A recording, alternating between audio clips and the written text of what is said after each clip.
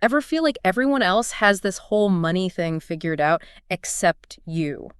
Like, there's a secret club. Yeah. And you didn't get the invite. Right. Yeah. You're definitely not alone. Yeah.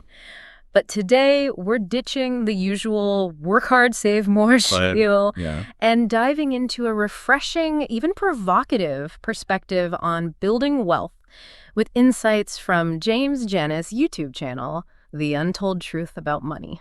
Oh, yeah, Janny. Have you seen this one? I have, yeah. He's pretty interesting. Yeah, he's a compelling guy. He's got that energy. Yeah. And he doesn't waste any time jumping right into the deep end, does he? No, not at all. He throws up these striking visuals of $1 million, 10 million, even $1 billion. Right. To really drive home the vastness of wealth. It's out there, right? Oh, yeah. It's hard to even fathom. That's right. Especially when he contrasts that with what most of us are dealing with on a daily basis. Right, exactly. The student loans just trying to make ends meet every month. It's like he's holding up a mirror to that nagging feeling of, okay, is the system rigged?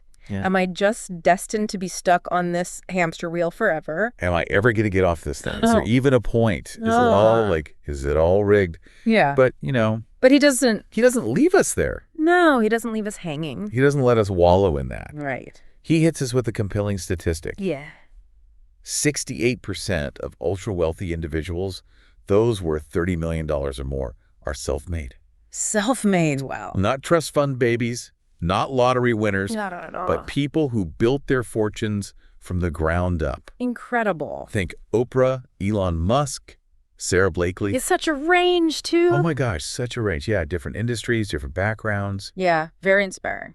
It's a brilliant way to dismantle that limiting belief that wealth is only for a select few, don't you think? Absolutely. He's not saying it's easy, of course. Right. There's always effort involved. Yeah. But Johnny wants us to shift our focus from the sheer amount of wealth these individuals have amassed to the underlying mindset that allowed them to achieve it. Right. So it's not just about wanting it, it's about figuring out what sets them apart. Yeah. What do they understand about money that most people don't? Yeah. What is that secret sauce? Right. And that's where he throws out this idea that completely reframes how we might think about wealth creation. Okay. I like it already. He claims that the traditional equation we're taught, which is money equals a salary, is fundamentally flawed. Okay, so what's wrong with that? Right. I mean, isn't that how most of us earn a living? We trade our time for a paycheck. And that's all we can do, right? Right. He says it's like trying to navigate a complex maze with a one-dimensional map. I like that analogy because it really highlights the limitations, right? Yeah, you might see some paths, but you're missing the bigger picture, the hidden connections that lead to the real treasures. Exactly. It's about shifting away from that scarcity mindset where you're constantly trading time for money. Which, let's face it, is a finite resource. That's right. We only have so many hours in a day. Yeah. Instead, he wants us to embrace an abundance mindset focused on creating value. Creating value. Okay, so it's not about chasing money. It's about solving problems. Okay, problem solving. I like it. Yeah. Janet's core belief is that money flows towards solutions. Interesting. Find a problem that people are willing to pay to have solved. Okay. And you've unlocked the secret to building wealth. I'm starting to see where he's going with this. I too. It's about identifying those needs, those pain points. Absolutely. Those unmet needs, those things that people are desperate for a solution to. Yeah, and then figuring out how to be the one to provide it. Exactly. You become the answer to their prayers. So it's not just about working hard. It's about working smart, working strategically. Working smarter, not harder. That's the key. Exactly. I love that.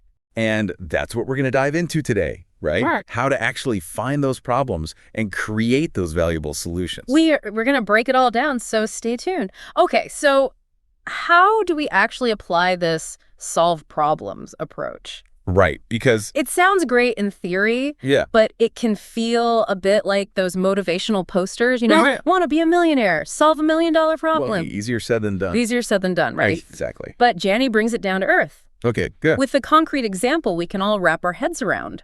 Amazon. Okay, Amazon, good example. Right. Everybody knows Amazon. It's inescapable at this point. That's right. But it's fascinating how he breaks down Amazon's success. Okay. He points out that it wasn't simply about selling books online. Right. That was just the starting point. Right. It all starts somewhere. The real genius was in identifying and masterfully solving multiple problems that plagued both consumers and the book industry at the time. Interesting. So he's saying they were looking at both sides of the equation. Yeah, they were looking at the whole ecosystem. Smart. Like what specifically? Yeah. What were those pain points they tackled so effectively? Well, think about it. Okay. Back then, if you wanted a specific book, yeah, you often had to go to a physical store. Right. Hope they had it in stock. Or hope they could order it for you. Exactly.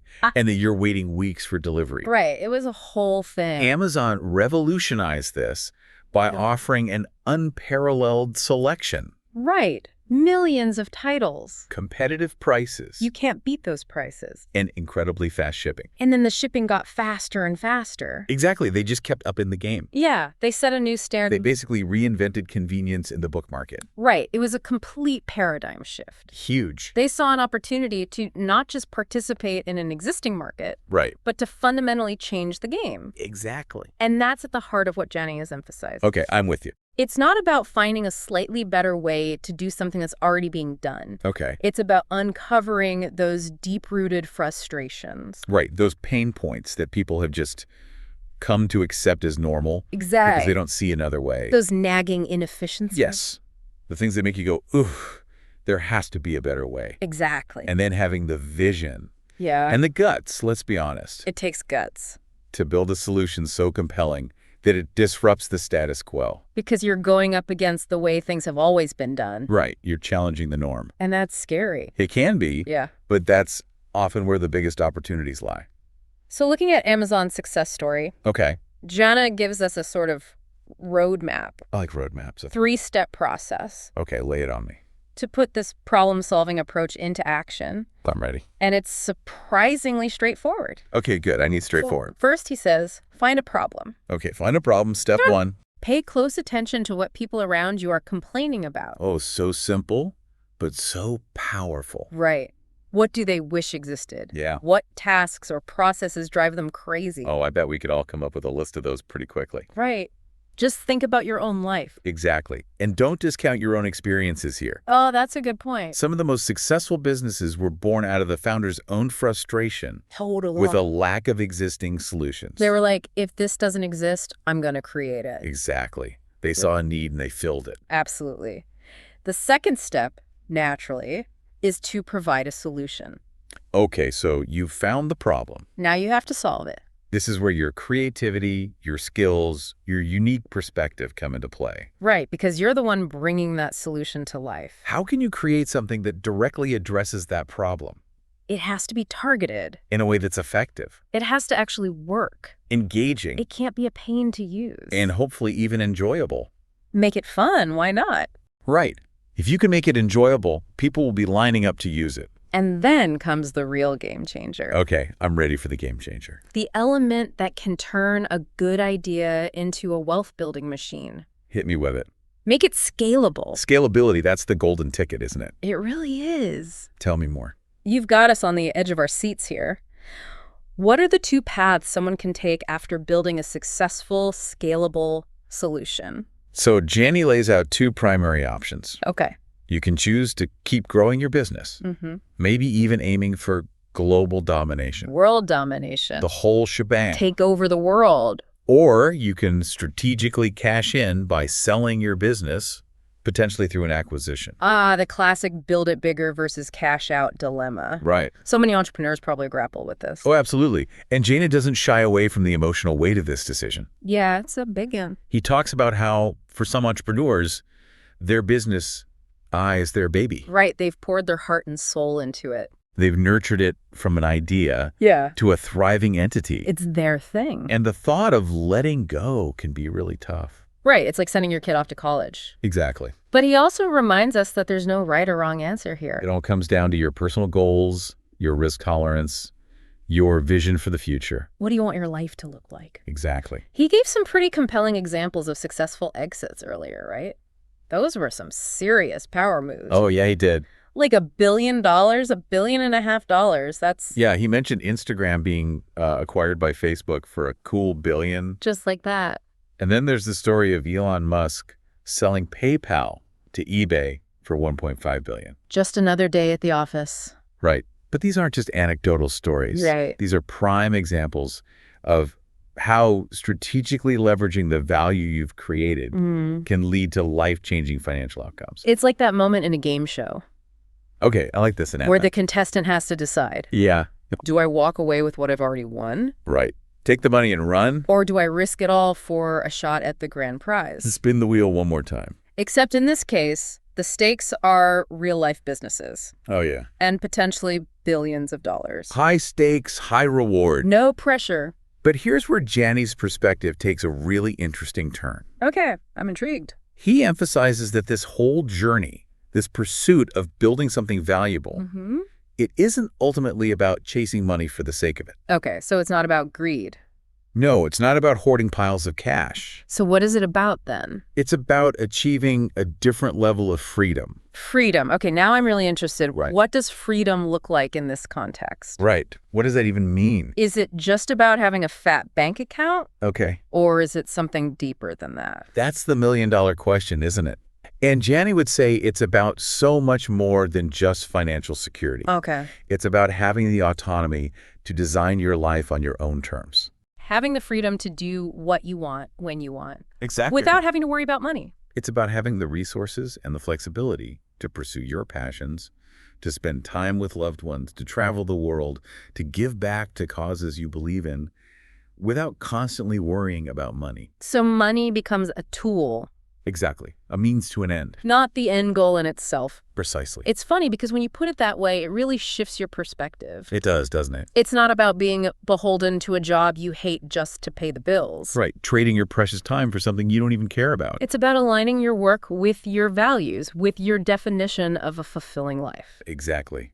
And that ties back beautifully to his earlier point about time being our most precious resource. Right, because you can always make more money.